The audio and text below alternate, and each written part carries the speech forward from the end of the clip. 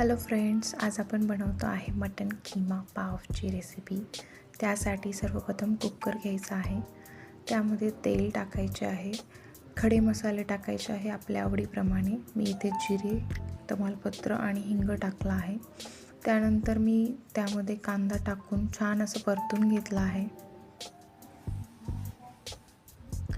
कांदा परतत आल्यानंतर त्यामध्ये अद्रक लसूणची पेस्ट टाकली आहे।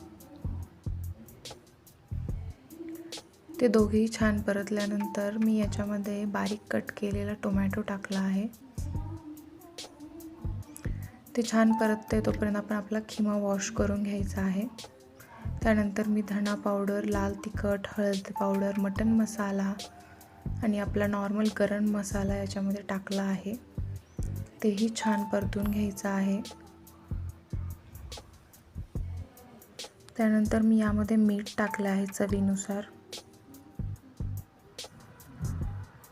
हे छान परतत आल्यानंतर त्यामध्ये थोडीशी कोथिंबीर घातलेली आहे। सर्व छान परतल्यानंतर आपला वॉश केलेला खिमा यामध्ये टाकायचा आहे। तोही छान परतून घ्यायचा आहे। जोपर्यंत तो त्याचं पाणी सोडत नाही तोपर्यंत त्याला परतून घ्यायचं आहे।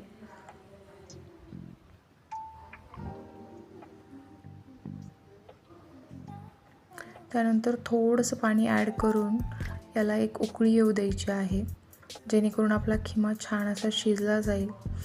त्यानंतर त्यामध्ये मी थोडीशी कोथिंबीर ॲड करून कुकरला झाकण लावले आहे आणि कुकरच्या छान 4 शिट्ट्या घेऊन घ्यायच्या आहेत। आपल्या कुकरची शिट्टी होत आहे तोपर्यंत तव्यावर बटर टाकून पाव गरम करून घ्यायचे आहे।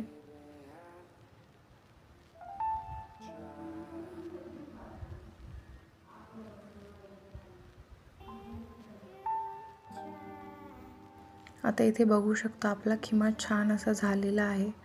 त्याला थोडीशी कोथिंबीर टाकून थोडं बटर टाकून सर्व करायचं आहे। तयार आहे आपला mutton keema. Thank you for watching.